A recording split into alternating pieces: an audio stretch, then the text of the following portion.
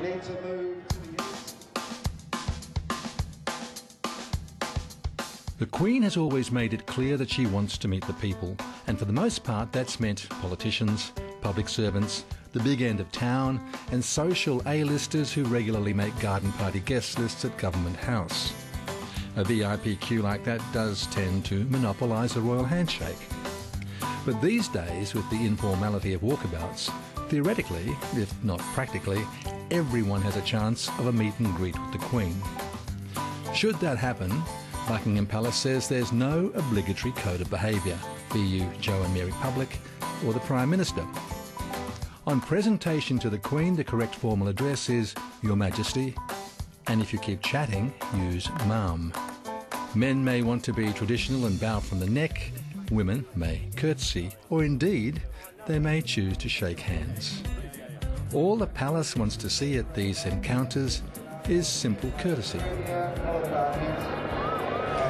Well, the palace might only want to see simple courtesy, Nick, but what is one to do? What's your opinion? You almost feel compelled to curtsy, but there was a huge debate over our Prime Minister's reception of the Queen. There was.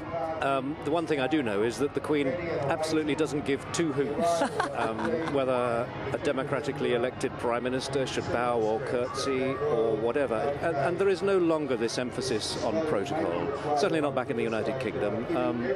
She expects, as your report was saying, people to be courteous and respectful. Well, of course, good manners, one would expect that meeting anybody. But I think actually that there is perhaps an unnecessary emphasis now on protocol. What do you call her? How should you behave? But I do agree with you, yes, that I think it is a natural instinct of most people when confronted with a person such as this who has done so much and who represents and embodies so much to register your respect for that person by either a little bow of the head. I'm not going to get up and practice a curtsy, but one or the other is still, it's appropriate, but it's not obligatory.